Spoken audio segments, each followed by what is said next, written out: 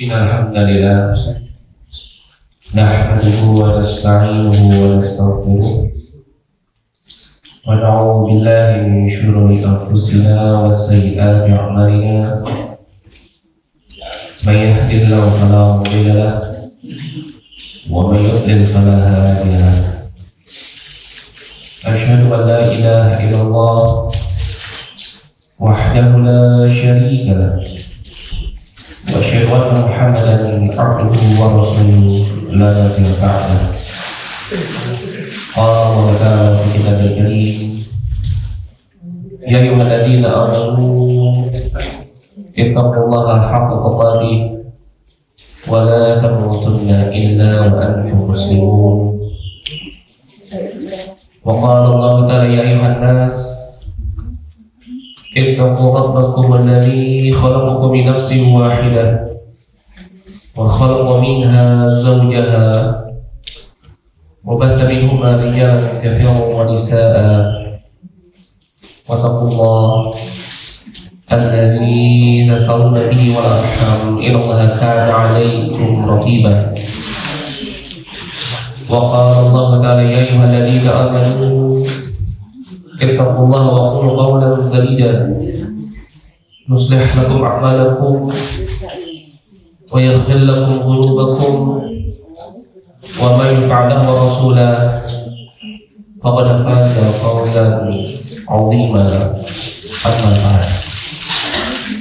Fa inna asdaqal hadits kitabullah wa khairul huda huda Muhammadin sallallahu alaihi wasallam. Ikhwani fiddin wa akhwati fillah rahmati Allah subhanahu wa ta'ala.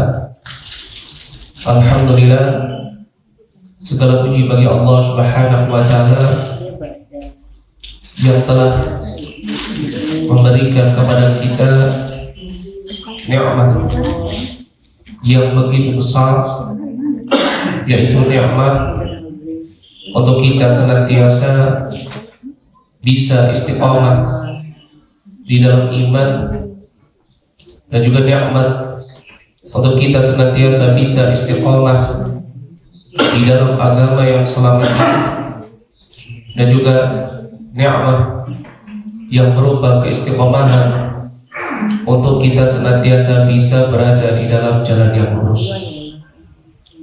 Ini disebut sebagai nikmat yang terbesar karena tentunya kita ketahui bahwasanya nikmat-nikmat ini tidak Allah subhanahu wa ta'ala berikan kepada seluruh hamba-Nya, melainkan hanya diberikan kepada hamba-hamba pilihan, hamba-hamba yang Allah subhanahu wa ta'ala kehendaki dia untuk berada di dalam nikmat tersebut. Karena sehebat apapun seseorang ingin menjadikan dirinya berada di dalam jalan yang lurus, ingin berusaha untuk istiqomah di dalam iman dan Islam, jika Allah subhanahu wa ta'ala tidak menghendaki dia untuk berada di dalam jalan tersebut, maka pastilah dia tidak akan pernah mampu dan tidak akan pernah sanggup untuk bisa berada di dalam jalan yang lurus. Dan tentunya ini sebagaimana yang dikabarkan di dalam firman Allah subhanahu wa ta'ala dalam surat At-Takwir ayat yang ke-28 sampai dengan ayat yang ke-29, Allah subhanahu wa ta'ala berfirman, liman sya'a minkum an yastaqim wa ma tasha'una illa an yasha' Allah rabbul alamin. Barang siapa di antara kalian yang ingin untuk berada di dalam jalan yang lurus, maka kalian tidak akan pernah bisa berada di dalam jalan tersebut sampai Allah sebagai Rabbul Alamin menghendaki kalian untuk berada di dalam jalan tersebut. Masya Allah. Maka ini merupakan suatu nikmat yang sangat besar ketika Allah subhanahu wa ta'ala sampai pada detik ini, di waktu subuh ini, masih membetikkan hati kita untuk mau melangkahkan kaki kita menuju rumahnya, menjalankan kewajiban kita sebagai seorang muslim, sholat subuh berjamaah. Kemudian Allah lapangkan dada kita untuk mau duduk bermajelis ilmu, mendengarkan qaul Allah wa qaulu Nabi sallallahu alaihi wasallam, maka ini merupakan suatu nikmat yang sangat besar. Karena ini menunjukkan jika Allah sampai pada kesempatan detik ini masih memberikan kepada kita nikmat hidayah untuk senantiasa istiqamah di dalam iman dan Islam, dan juga untuk berada di dalam jalan yang lurus. Karena ciri orang yang mendapatkan nikmat hidayah, penjagaan dari Allah, itu adalah ketika dia senantiasa melaksanakan kewajibannya sebagai seorang muslim, hatinya lapang, mudah, tidak terasa berat, tidak terpaksa. Ya, ini merupakan satu tanda jika Allah Subhanahu wa Ta'ala sedang memberikan kepada dirinya nikmat hidayah. Bagaimana hal ini dikabarkan di dalam firman Allah Subhanahu wa Ta'ala di dalam surat Al-An'am ayat yang ke-125. Allah Subhanahu wa Ta'ala berfirman, "Faman yuridillahu an yahdiyahu yashrah sadrahu lil Islam." Barang siapa yang Allah Subhanahu wa Ta'ala inginkan dia untuk mendapatkan hidayah, Allah akan jadikan yashrah, dadanya lapang, lil Islam, terhadap Islam. Ini maknanya lapang terhadap Islam. Allah jadikan mudah dia untuk menjalankan syariat. Allah jadikan dia mudah untuk beribadah dengan ibadah-ibadah yang ada di dalam agama Islam. Begitu juga Allah jadikan dia mudah untuk menerima Alkitab dan Sunnah. Maka ini merupakan suatu nikmat yang sangat besar. Pada kesempatan pagi hari yang berbahagia ini, Allah masih memudahkan kita untuk senantiasa menjalankan kewajiban kita sebagai seorang muslim. Ditambah dengannya Allah berikan kepada kita nikmat yang begitu besar, yaitu nikmat untuk kita bisa kembali bertemu di dalam majelis ilmu. Terlebih lagi di dalam majelis kita ini kita akan membahas satu kitab, ya, kitab yang sangat mubarakah dan kitab yang sangat muhimmah, yang sangat penting untuk kita senantiasa mengetahuinya sebagai umatnya Nabi Sallallahu Alaihi Wasallam, yaitu kitab Arba'in An-Nawawi, kitab yang di dalamnya berisi tentang 40 hadis Nabi Sallallahu Alaihi Wasallam yang dikarang oleh salah seorang ulama dari mazhab Imam Syafi'i, yaitu Al-Imam Abu Zakaria Yahya bin Syaraf bin Hasan bin Husain An-Nawawi Ad-Damashqi. Ya, dan beliau ini termasuk ulama yang masyhur, terkenal, ya, sampai-sampai yang banyak yang memberikan kepada beliau gelar, ya, sebagai apa? Sebagai Imaduddin. Ya, ini beliau Al-Imam Nawawi. Dan di hadapan kita terdapat kitab beliau, yaitu kitab hadis Arba'in An-Nawawi. Dan ini merupakan suatu nikmat yang sangat besar. Pada kesempatan pagi hari yang berbahagia ini, Allah masih memberikan kepada kita kesempatan untuk berdekatan dengan hadis Nabi Sallallahu Alaihi Wasallam. Karena seseorang tidak dikatakan cinta kepada Nabi Sallallahu Alaihi Wasallam sampai dia mempelajari hadis Nabi Sallallahu Alaihi Wasallam. Ya, kalau di zaman kita ini banyak orang yang ngakunya cinta kepada Nabi, tapi kalau disuruh duduk bermajelis ilmu mempelajari hadis, malas, nggak mau. Tapi kalau disuruh nyanyi-nyanyi, mau, semangat. Ya, tapi kalau disuruh membaca hadis Nabi, mempelajari hadis Nabi, ya, tidak mau. Ya, maka merupakan salah satu bentuk kecintaan kita kepada Nabi Muhammad SAW, yaitu kita sebagai umatnya mengetahui apa saja sih yang diucapkan oleh Nabi kita Muhammad SAW, apa saja yang dikerjakan oleh Nabi kita Muhammad SAW, bagaimana akhlaknya beliau, dan kita mengetahuinya dengan apa? Dengan cara kita membaca hadis-hadis yang berkaitan dengan Nabi kita Muhammad SAW. Dan ini juga merupakan keutamaan yang sangat besar, karena ketika seseorang dia mempelajari hadis, kemudian dia berusaha untuk mengamalkannya, menjaga apa-apa yang terkandung di dalamnya, maka dia akan terselamatkan dari jalan-jalan yang menyimpang, dari jalan-jalan yang lurus. Ya, orang yang senantiasa memegang Alkitab dan Sunnah, memegang Al-Quranul Karim dan juga hadis Nabi Sallallahu Alaihi Wasallam, maka dia akan terselamatkan dari jalan-jalan yang menyimpang, dari jalan yang lurus. Sebagaimana hal ini dinasihatkan oleh Nabi kita Muhammad Sallallahu Alaihi Wasallam di dalam satu hadis dari sahabat Abu Hurairah radhiyallahu anhu, yang diriwayatkan oleh Imam Malik dan juga diriwayatkan oleh Al-Hakim dan juga diriwayatkan oleh Imam Al-Baihaqi dalam kitab Syu'abul Iman, disebutkan bahwasanya Nabi berkata kepada para sahabatnya, taraktu fikum amrayn, aku tinggalkan kepada kalian dua perkara. Kalau tidak tamassaktum bihima, lan tadillu abadan idza tamassaktum bihima. Kalian tidak akan pernah tersesatkan dari jalan yang lurus selamanya kalau kalian memegang keduanya. Apa itu? Qala kitabullah wa sunnati. Kemudian Nabi mengatakan yang pertama kitabullah, itu Al-Qur'anul Karim, dan yang kedua adalah sunnati, itu hadis Nabi sallallahu alaihi wasallam. Maka ini merupakan satu nikmat yang sangat besar pada kesempatan pagi hari ini, dan insyaallah ya pada kesempatan yang lainnya juga kita akan membahas hadis yang terdapat di dalam kitab Arba'in An-Nawawi. Semoga Allah Subhanahu wa taala memberikan kepada kita keberkahan di dalamnya, dan semoga Allah Subhanahu wa taala senantiasa memberikan kepada kita keistiqomahan untuk bisa menyelesaikan hadis yang berada di dalam kitab ini. Baik. Adapun hadis yang pertama, jadi kita langsung masuk pada hadis yang pertama. Qala al-muallif, berkata al-muallif, itu al-Imam An-Nawawi rahimahullah, al-hadithul awwal, hadis yang pertama, an Amiril Mu'minin Abi Hafs Umar ibn al-Khattab radhiyallahu anhu qala sami'tu Rasulullah sallallahu alaihi wasallam yaqul innamal a'malu binniyat wa innamal likulli imrin ma nawa. Faman kanat hijratuhu ila Allah wa rasulihi fa hijratuhu ila Allah wa rasulihi.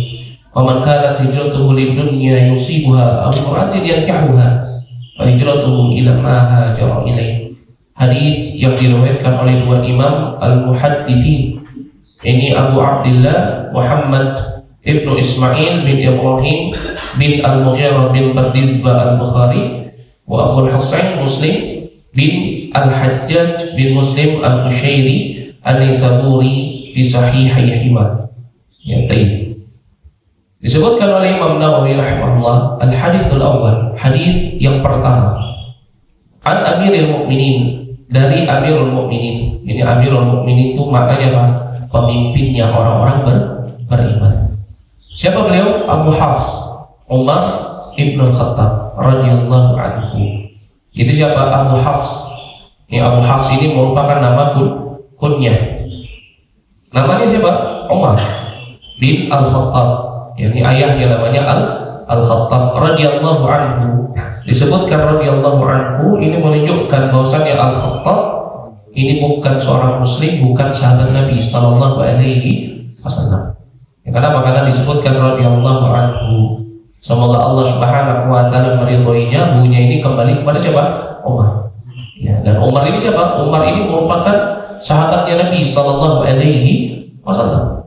Termasuk ya dari khalifah yang kedua setelah sahabat Abu Bakar As-Siddiq. Ya, dan ajib ya, dari 4 khalifah, yakni sahabat Abu Bakar As-Siddiq, Umar ibn al-Khattab, kemudian ya setelahnya ada siapa? Ya, Utsman bin Affan, ya kemudian ada Ali bin Abi Thalib. Ya, hanya sahabat Umar ibn al-Khattab yang memiliki gelar Amirul Mu'minin. Ya, ini pemimpinnya orang-orang yang beriman. Loh, berarti Umar lebih mulia daripada Abu Bakar? Bukan. Ya. Abu Bakar As-Siddiq lebih mulia daripada Umar. Umar lebih mulia daripada Utsman. Utsman lebih mulia daripada Ali. Dan ini akidah kita Ahlus Sunnah wal Jamaah. Ya. Tapi kenapa kalau Umar ibn Khattab mendapatkan gelar Amirul Mu'minin sedangkan khalifah yang lainnya tidak? Ya, kenapa? Karena hanya di zaman yang Umar ibn Khattab pada saat itu kedudukan kaum muslimun sangat kuat. Kuat karena sebab apa? Karena sebab persatuan. Di zaman yang Abu Bakar As-Siddiq, fitnah muncul. Ketika wafatnya Nabi SAW, ada sebagian dari kaum muslimun yang mereka murtad. Ada lagi sebagian dari mereka yang kemudian menganggap bahwasannya membayar zakat itu tidak wajib. Yang mereka meyakini membayar zakat itu tidak wajib, padahal membayar zakat itu termasuk daripada rukun Islam. Di dalam syariat kita, orang yang mengatakan sesuatu yang diwajibkan sebagai sesuatu yang tidak wajib, maka apa? Mukhrij minal Islam. Contoh, misalkan sholat 5 waktu, ada yang bilang sholat 5 waktu tidak wajib, maka dia mukhrij minal Islam. Ya, Ustaz kok mengkafir-kafirkan? Bukan.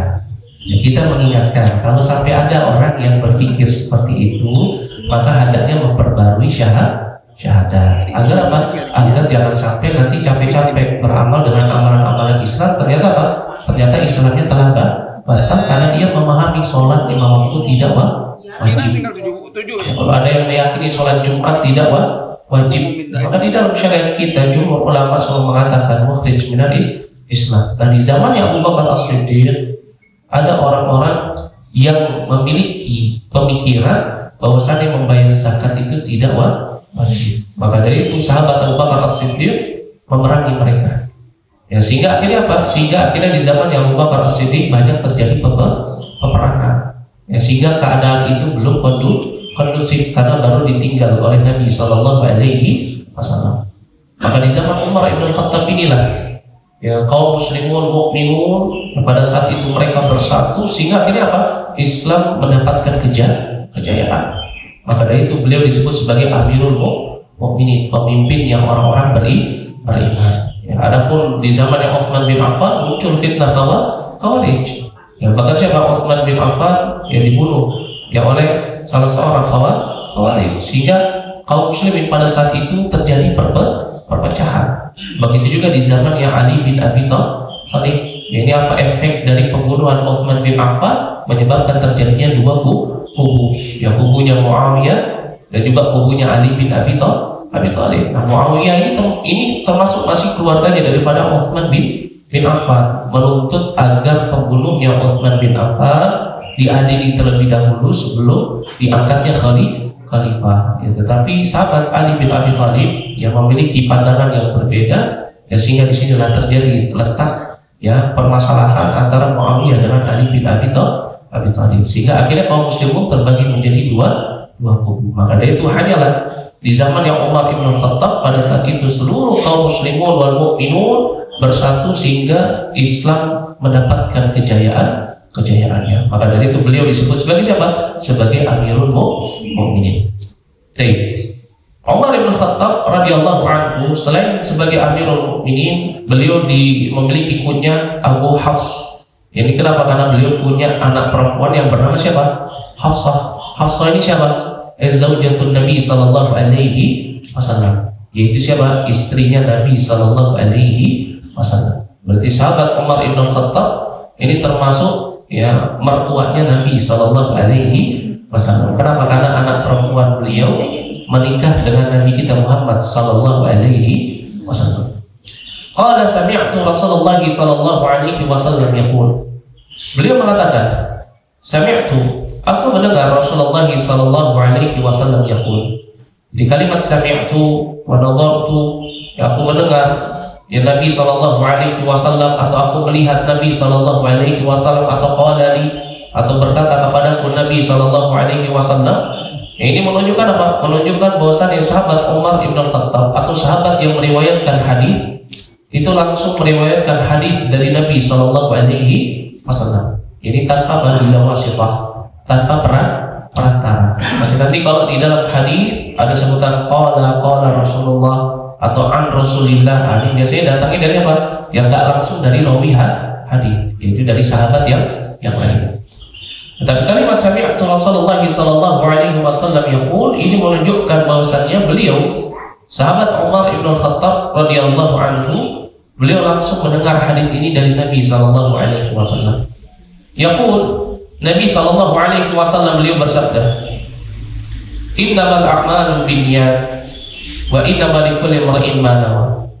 Ini setiap amalan binniyat, di dalam riwayat yang lain datang dalam bentuk mufrad binniyah bita marfuthah dengan ta al marfuthah. Innamal a'malu binniyat. Sesungguhnya al-a'mal ini merupakan jam'u minal amal. Ini bentuk jamak dari kata amalun, yaitu amal. Ya, berarti innamal a'malu binniyat ini apa? Setiap amalan itu ditentukan dengan niat. Masya Allah. Ya. Kata Nabi sallallahu alaihi wasallam, innamal a'malu binniyat. Setiap amalan itu ditentukan dengan niat.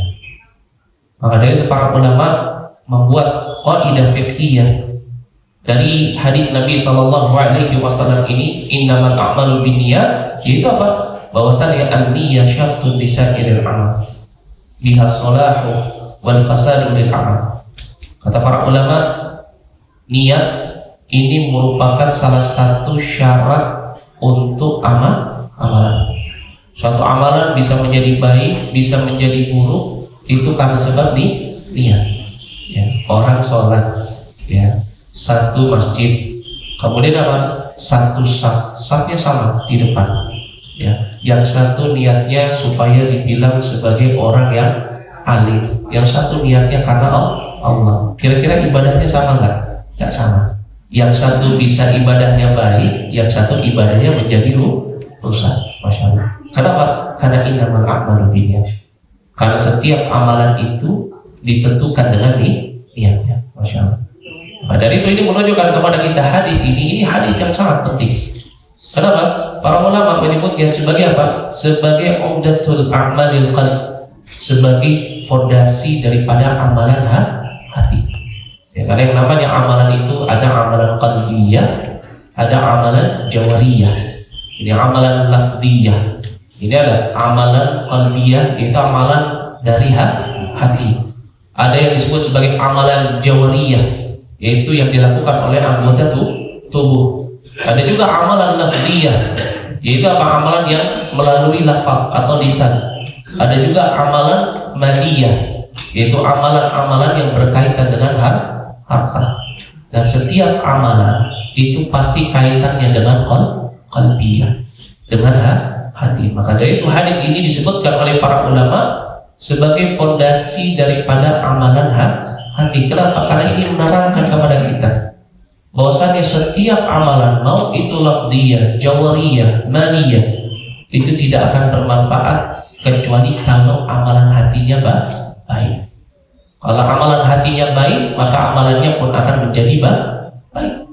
Ya, maka itu di perkara yang sangat penting bagi kita untuk kita senantiasa mengingat, kalau kita mau beribadah, kemudian muncul di dalam hati kita niat yang lain, kita ingin palingkan niat kita kepada selain Allah, maka ingat, innamal a'malu binniyat. Setiap amalan itu ditentukan dengan niat. Seseorang yang beribadah kepada Allah, beramal, berbuat baik kepada sesama manusia, dibangun di atas niat karena Allah, maka apa? Ya, maka amalannya akan sesuai dengan apa yang dia niatkan. Tetapi kalau dia membantu saudaranya, dia bersedekah, dia beramal, beribadah, tujuannya untuk mendapatkan pujian manusia, ya maka akan kembali kepada niatnya. Kenapa? Karena innamal a'malu binniyat. Dan di sini menunjukkan bahwa yang namanya ibadah di dalam agama Islam adalah syurut. Ibadah itu ada syarat. Ya, makanya kalau dalam bahasa kita yang namanya beribadah itu nggak disebut sebagai sembahyang. Ya, apa itu sembahyang? Sembah asal doyan. Di dalam bahasa kita itu, yang di dalam Islam itu disebut sebagai ibadah. Kenapa? Karena di dalam Islam ibadah itu ada syarat. Apa sih syaratnya? Yang disebutkan oleh Syekhul Islam Ibnu Taimiyah. Ya, syarat ibadah ini diambil dari ta'riful ibadah, diambil dari definisi ibadah.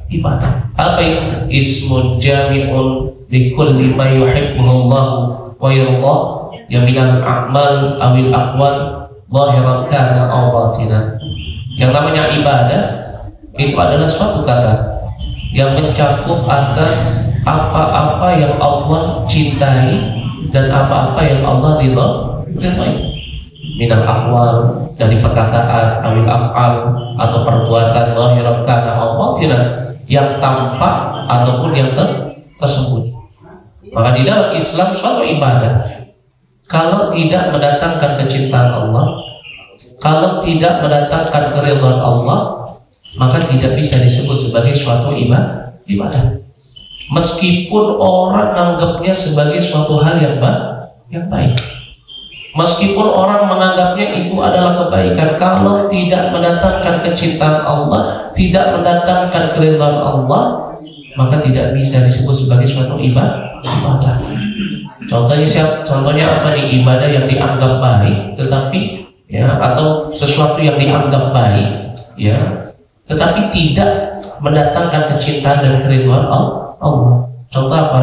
Ya, misalkan seseorang, ya, perampok, orang kaya, uangnya dikasih kepada orang miskin, ya, ambil Robin Hood, ya, ambil dari orang kaya kasih ke orang miskin. Baik nggak perbuatan ini? Kalau dari sudut kacamata orang-orang miskin, baik. Kenapa? Uangnya dikasih kepada orang miskin, jadi dipakai sama dia. Di dalam syariat baik tidak? Tidak. Ya. Kenapa? Karena mencuri itu perkara yang diharamkan oleh Allah Subhanahu wa Ta'ala. Meskipun niat dia baik, saya kan niat mencurinya buat orang miskin, nggak bisa.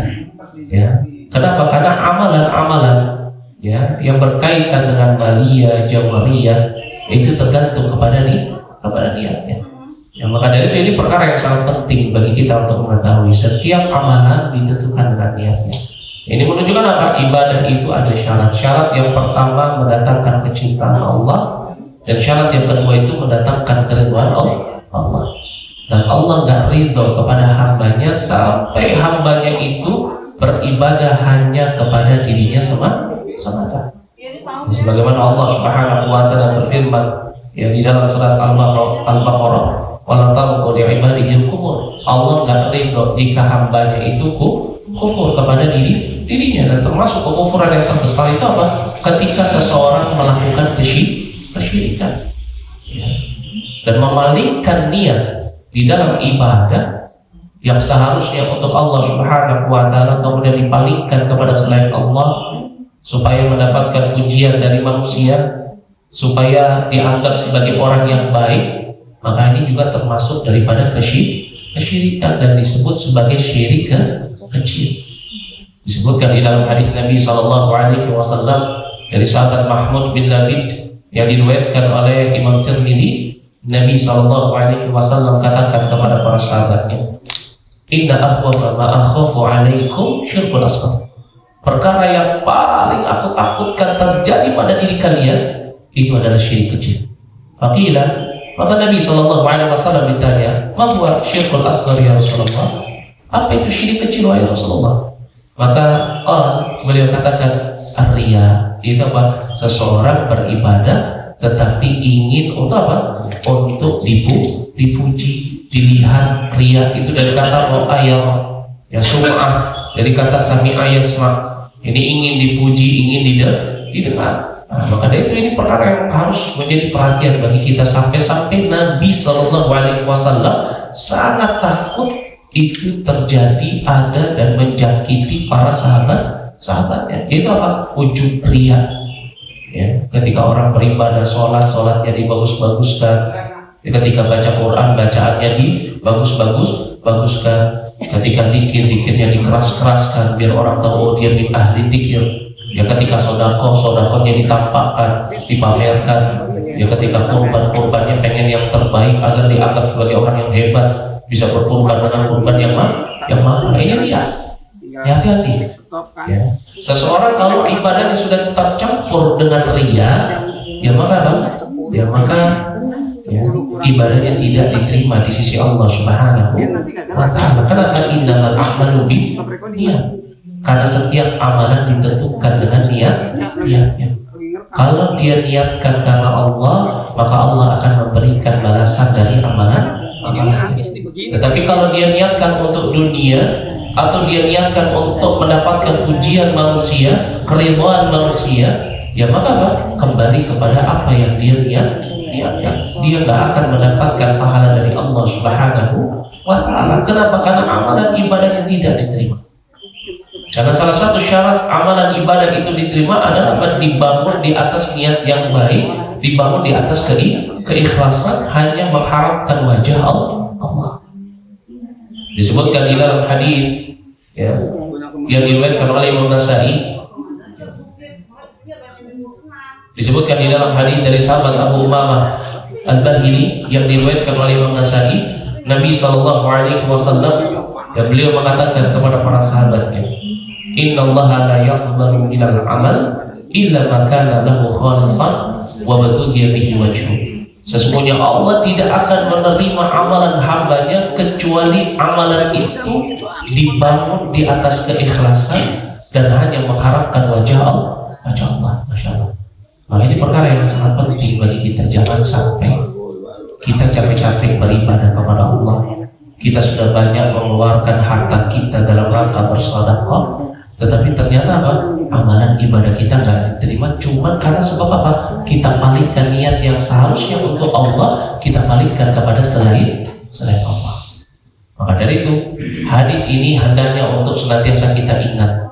Kalau misalkan kita beribadah, membantu saudara kita sudah ingin dipuji, ingin dihargai, ingat innamal a'malu binniyat. Jangan sampai amalan kita rusak cuma gara-gara kita meniatkannya untuk mendapatkan ujian ataupun kebaikan dari manusia. Wa innamal likulli imri'in ma nawa. Dan setiap orang dia akan dibalas dengan apa yang dia niatkan. Masya Allah.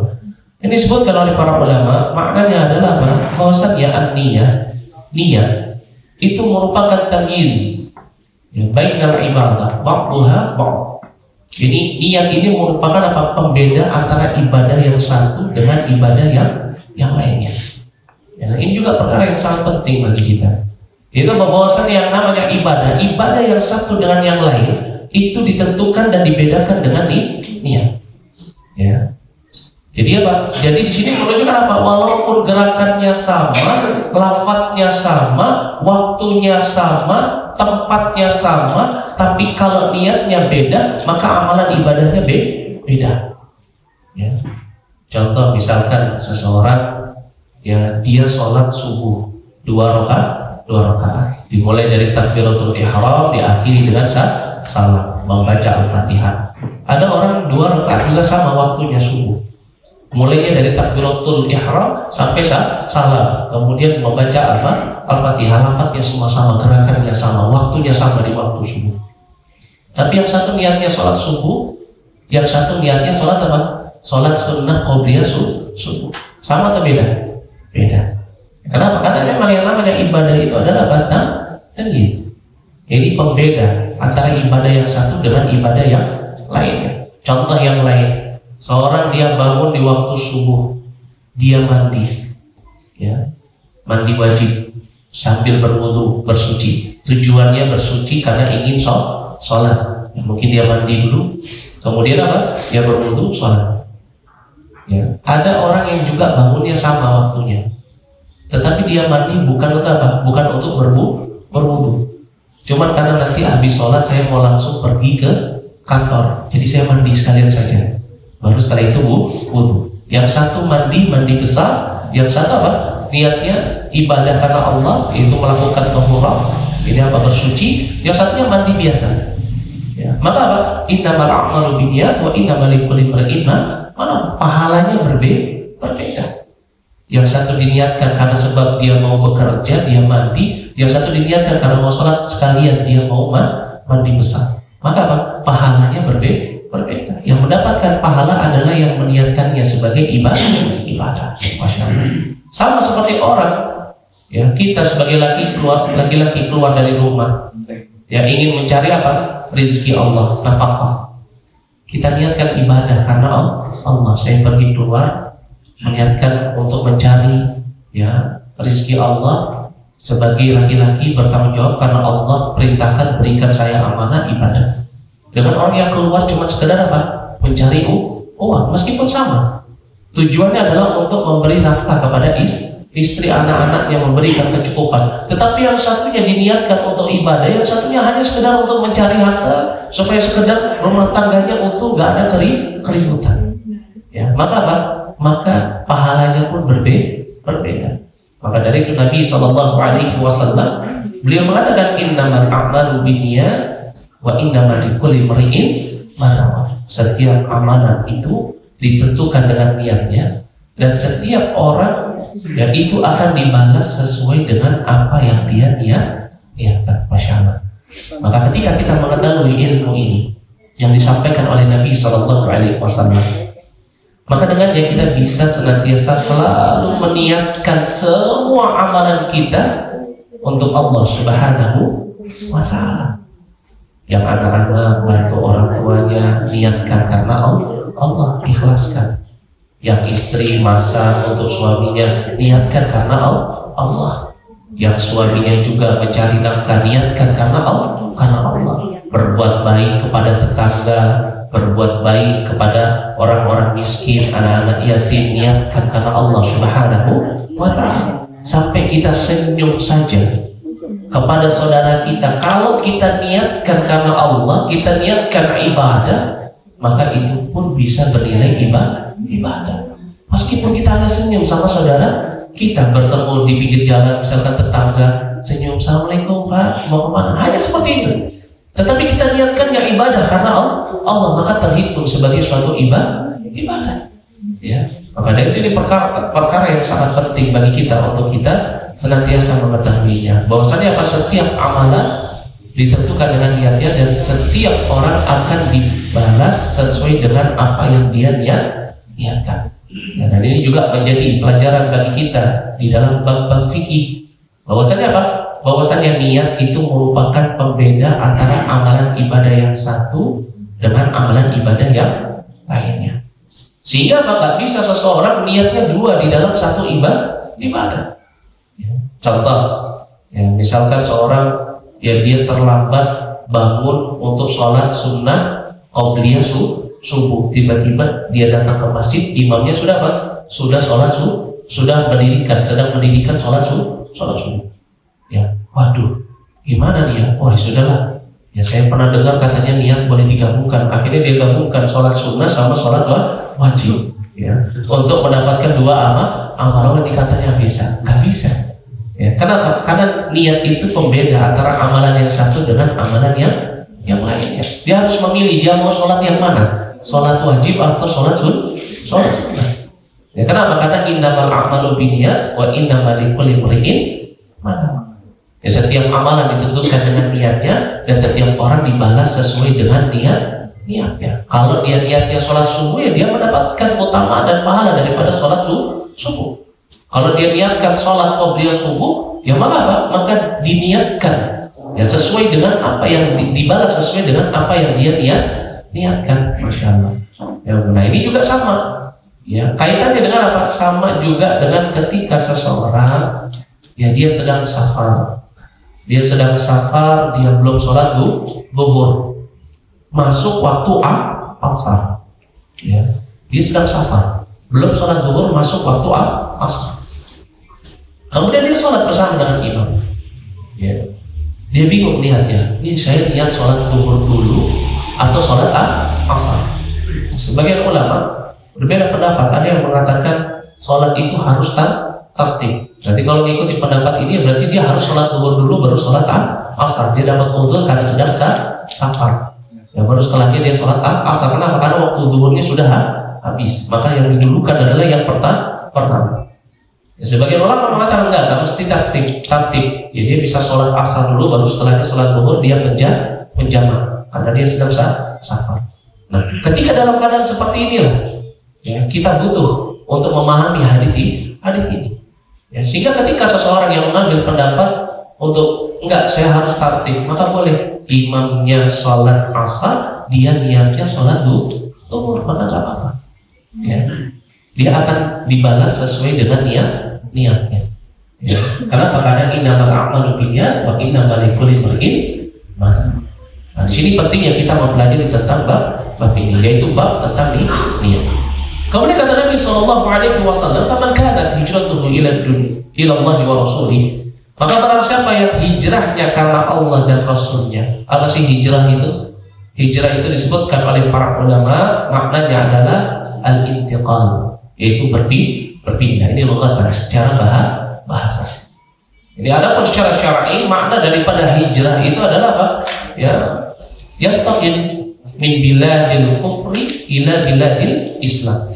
Dia telah berpindah dari negeri kafir ke negeri Islam. Ini yang namanya hijrah. Sebagaimana Nabi SAW, ya, beliau melakukan hijrah dari Makkah ke Yathrib, ke Madinah. Kenapa? Ya, karena pada saat itu Makkah bukan negeri Islam. Ya, pada saat itu Makkah itu dikuasai oleh orang-orang jahiliyah, banyak terjadi kesyirikan di sana sehingga Nabi akhirnya apa? Hijrah dari Makkah ke Madinah. Ya. Tetapi setelah Fathul Makkah, setelah dibukanya pintu Makkah, ya maka Makkah menjadi negeri Islam, negeri iman. Maka dari itu kata Nabi, ya la hijrah ba'da fathi.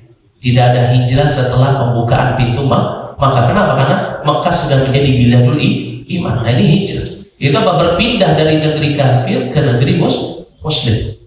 Dan ini merupakan apa? Ini merupakan salah satu syariat yang tidak terhapus sampai terjadinya hari kiamat. Dan ini termasuk daripada ibadah. Kenapa? Karena masyru'iyah, disyariatkan. Seorang muslim kalau ada berada di satu negeri, kemudian negeri tersebut menyebabkan pemimpinnya atau orang-orang yang ada di dalamnya menyebabkan dia nggak bisa menegakkan syariat Islam untuk dirinya, nggak bisa menjalankan agamanya, maka pada saat itu wajib untuk dirinya hijrah. Kalau dia mati di dalam negeri tersebut karena sebab disiksa oleh orang-orang yang ada di dalamnya karena sebab menjalankan syariat, ya maka dia mati dalam keadaan jahiliyah, mati dalam keadaan membunuh dirinya sendiri. Kenapa? Karena sudah ada syariat hijrah. Ya. Gak ada lagi untuk bagi dirinya mengatakan, oh saya dibunuh oleh mereka karena melakukan sholat. Padahal apa? Sudah ada syariat hijrah. Dia sudah diperintahkan untuk keluar dari negeri kafir menuju negeri iman. Ya. Maka dari itu Allah Subhanahu wa taala berfirman dalam surat An-Nisa ayat yang ke-97. Allah Subhanahu wa taala berfirman, innal ladzina tawaffahumul malaikah. Ini sesungguhnya orang-orang yang telah diwafatkan atau dimatikan oleh malaikat zalimi anfusihim, dalam keadaan apa? Menzalimi dirinya sendiri. Siapa mereka? Allah Subhanahu wa taala menyebutkan qalu fima kuntum. Malaikat-malaikat itu mengatakan kepada orang-orang yang mati tersebut, ya, fima kuntum. Kenapa kalian mati? Ya qalu kunna mustad'ifina fil ardh. Ya, mereka mengatakan kami dulu adalah orang yang teraniaya di bumi. Itu apa? Orang yang dibunuh oleh orang-orang kafir yang memerangi Islam di negeri mereka sendiri. Ini apa? Mustad'afina fil ardh. Ya.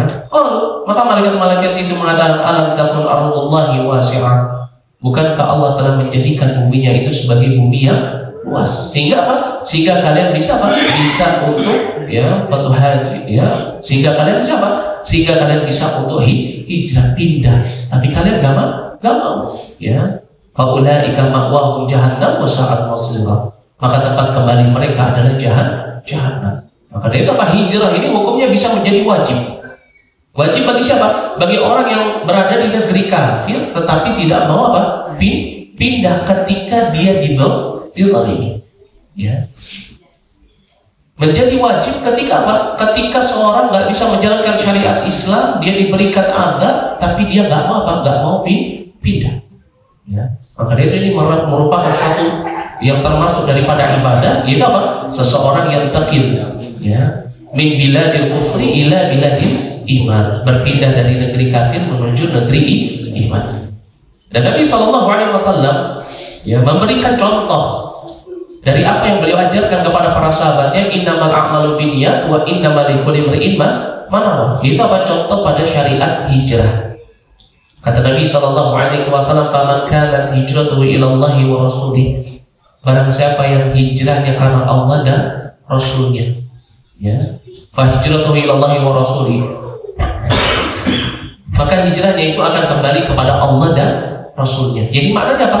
Amalan hijrahnya itu diterima oleh Allah Subhanahu wa ta'ala. Ya, tetapi kata Nabi SAW, wa man kanat hijratuhu lidunya yusibuha.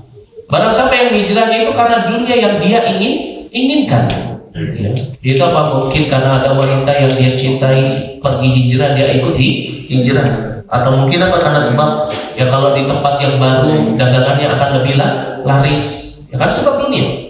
Ya, atau takut dibilang sebagai orang yang gak ikut hijrah. Nah, sehingga akhirnya dia pergi, bukan karena sebab apa? Bukan karena sebab Allah dan Rasulnya, tetapi karena sebab apa? Tetapi karena sebab dunia. Maka kata Nabi SAW, fa hijratuhu ila Allah wa rasulihi, wa man kana hijratuhu lidunya yusibuha aw imra'atin yankihuha. Atau seperti ya, atau ingin hijrah karena wanita yang ingin dinikahi, fa hijratuhu ila ma hajara ilaih. maka hijrahnya itu akan kembali kepada apa yang dia niatkan. Nanti akan tidak terhitung sebagai ibadah. Ya. Maka ini juga merupakan pelajaran yang sangat penting bagi kita. Ya, jangan sampai seseorang justru malah menjadikan amalan-amalan yang terbaiknya diniatkan untuk dunia, sehingga dia tidak mendapatkan apa? Tidak mendapatkan pahala dari Allah Subhanahu wa Ta'ala. Sebagaimana yang dicontohkan oleh Nabi Shallallahu Alaihi Wasallam, ya di dalam hadis ini tentang hijrahnya seseorang karena sebab wanita yang ingin dinikahi. Ya, maka apa? Hijrahnya kembali kepada apa yang dia niatkan. Maknanya apa? Dia nggak mendapatkan pahala dari Allah Subhanahu wa Ta'ala. Masya Allah. Ya, maka ini merupakan perkara yang sangat penting bagi kita. Perhatikan setiap amalan-amalan kita, jaga dengan niat yang baik. Karena suatu amalan itu bisa sangat bermanfaat bagi kita kalau niatnya baik. Dan niat yang baik itu apa? Niat yang baik itu adalah niat yang hanya mengharapkan wajah Allah. Ya, orang sedekah dengan setengah butir kurma dan orang sedekah dengan satu kebun kurma. Kalau dia sedekah setengah butir kurma karena Allah, dengan orang sedekah satu kebun kurma tapi bukan karena Allah, maka lebih bermanfaat orang yang bersedekah meskipun hanya dengan setengah butir kurma. Kenapa? Karena kalau seseorang sedekah tidak dibangun di atas niat karena Allah, ya maka apa? Ya maka amalannya tidak akan diterima oleh Allah Subhanahu wa Ta'ala, meskipun amalannya itu adalah amalan yang besar, meskipun amalan itu adalah amalan yang banyak. Maka dari ini perkara yang sangat penting yang terkadang kita lupa. Ya, terkadang ya kita lupa untuk bisa menjaga keikhlasan kita kepada Allah di dalam ibadah. Ya, contohnya apa? Contohnya ketika Ramadan kemarin, ya 10 hari terakhir Ramadan datang ke masjid, ikut i'tikaf, baca Qur'annya sehari sampai khatam atau 1 juz sehari, ya. Kemudian bersedekah di waktu sore untuk orang iftar ataupun di waktu sahur, ya dia sedekah nyantunin anak yatim di bulan Ramadan. Masya Allah, amalannya besar. Bahkan kalau dia kerjakan di luar bulan Ramadan dia nggak akan mampu melakukannya mungkin. Ya. Tetapi ini dia bisa lakukan di bulan Ramadan, amalan yang sangat agung, amalan yang sangat besar. Tetapi ketika tanggal 1 Syawal datang ke rumah saudaranya, silaturahmi, mulai dia ceritakan, saya waktu Ramadan baca Qur'annya semalam itu sampai 1 juz. Kita khatam 2 kali sama teman-teman di masjid. 10 hari terakhir saya sama teman-teman ikut i'tikaf di masjid. Saya juga mendorong orang-orang untuk pergi bersedekah bersama nyantunin anak yatim di bulan yang mulia ini. Tanpa dia sadari, dia telah merusak amalan yang telah dia bangun di bulan Ramadan. Karena sebab apa? Ria'an nas. Karena sebab apa? Tidak ikhlas. Niatnya berubah. Maka dari ini perkara yang sangat penting bagi kita. Ya. Allah Subhanahu wa Ta'ala di dalam setiap amalan-amalan ibadah kita itu bukan melihat banyaknya, bukan melihat besar, tetapi apa? Allah melihat apa yang ada di dalam hati kita. Ini apa? Niat ketika kita melakukan ibadah. Contohnya apa? Ketika beribadah. Allah Subhanahu wa Ta'ala berfirman dalam surat Al-Hajj ayat yang ke-37, "Lan yanalallaha luhumha wa la dima'uha, walakin yanaluhu at-taqwa." Tidak akan sampai darah-darah dan juga daging-daging yang mereka korbankan kepada Allah, tetapi yang sampai itu apa? Ketakwaan di antara mereka. Itu apa ketakwaan maknanya? Niat yang ikhlas. Ketika ibadah itu dibangun niatnya karena Allah. Ya, bukan karena manusia, bukan karena takut sama manusia. Aku takut kalau nggak kurban, padahal saya punya rumah, saya punya mobil, tapi saya nggak kurban sapi, nanti dikira saya pelit dan semisalnya. Nah, ini hati-hati itu ya. Dan kadang seperti ini kita mau beribadah kepada Allah, mau bersedekah, tetapi karena sebab takut dengan manusia. Ini masuk di dalam bab ini, innamal a'malu binniyat wa innamal likulli imri'in. Kalau seseorang sudah mulai muncul ujubnya, takut dikatakan seperti ini kalau nggak ngelakuin ibadah ini, takut kalau misalkan dia tinggalkan ibadah ini, dia akan dikatakan sebagai manusia yang seperti ini, maka hendaknya dia ingat di sini, innamal a'malu niat, wa innamal likulli imri'in ma nawa. Kalau ada perasaan ingin, saya pengen ngasih tahu teman saya kalau saya harus melakukan ibadah ini, ingat lagi innamal a'malu binniyat wa innamal likulli imri'in ma nawa. Jangan sampai kita menjadi orang yang rugi, orang yang ketika di dunia banyak beramal soleh, tetapi ketika di hari hisab amalannya itu menjadi amalan yang justru menyeret dirinya ke dalam neraka jahanam. Karena sebab apa? Karena sebab tidak membangun amalannya di atas keikhlasan. Datang hadis Nabi SAW dari sahabat Abu Hurairah radhiyallahu anhu yang diriwayatkan oleh Imam Muslim tentang 3 orang kelompok golongan yang dihisab pertama kali. Siapa itu? Yang pertama, orang yang ustushhida, orang yang mati di dalam peperangan. Yang kedua siapa? Seorang yang qari, jago baca Qur'annya, suka baca Qur'an, orang yang alim, orang yang muta'allim, orang yang menuntut ilmu, orang yang berilmu. Kemudian siapa lagi? Yang ketiga, orang yang suka mendermakan hartanya, mensedekahkan hartanya. Kata Nabi SAW, ketiga orang ini dihisab. Yang pertama disampaikan, ditampakkan semua nikmatnya, dikatakan, ya, apa yang kamu lakukan dengan nikmat itu? Fama amilta fiha, kata Nabi. Apa yang kau kerjakan? Yang satu mengatakan, oh aku berperang di jalan Allah ya Allah sampai mati syahid. Yang satu mengatakan, oh aku membaca Quran, mempelajari Quran. Yang satu mengatakan, aku yang menuntut ilmu dan mengajarkan ilmu karena Engkau ya Allah. Yang satu mengatakan, oh aku mensedekahkan hartaku, kelebihan hartaku ini aku keluarkan di jalan-Mu ya Allah. Tetapi apa dikatakan kepada mereka semua? Kadzabta, kamu dusta. Ya, enggaklah kamu melakukan itu kecuali supaya dianggap sebagai seorang pemberani, supaya dianggap sebagai seorang qari, seorang alim, supaya dianggap sebagai orang yang jawad, orang yang dermawan. Faqad qila, ini sudah dikatakan di dunia. Maka mereka diperintahkan untuk dimasukkan ke dalam neraka jahanam, diseret dari wajah-wajah mereka wajah. Maka itu perkara yang sangat penting. Makanya para ulama mengatakan amalan hati ini merupakan tiang daripada seluruh amalan jawarih. Kenapa? Karena biha shalah wal fasad lil amal. Suatu amalan itu akan menjadi baik karena sebab amalan hati, dan akan menjadi buruk karena sebab amalan hati. Maka dari itu di sini penting bagi kita untuk kita senantiasa menjaga niat kita. Jangan sampai amalan-amalan ibadah yang kita kerjakan, ya, itu menjadi sia-sia nanti di hari hisab. Padahal kita berharap amalan-amalan itu bisa memberatkan timbangan kita sehingga menyebabkan kita juga bisa dimasukkan ke dalam surga Allah dan juga diselamatkan dari segala azab yang ada. Tetapi karena sebab satu hal yang sepele yang tempatnya di dalam hati, itu apa? Ria, ingin dipuji, ingin dilihat, ingin dianggap manusia, ingin mendapatkan ridhonya manusia, sehingga menyebabkan amalan itu hilang. Makanya itu ini pelajaran yang sangat penting bagi kita.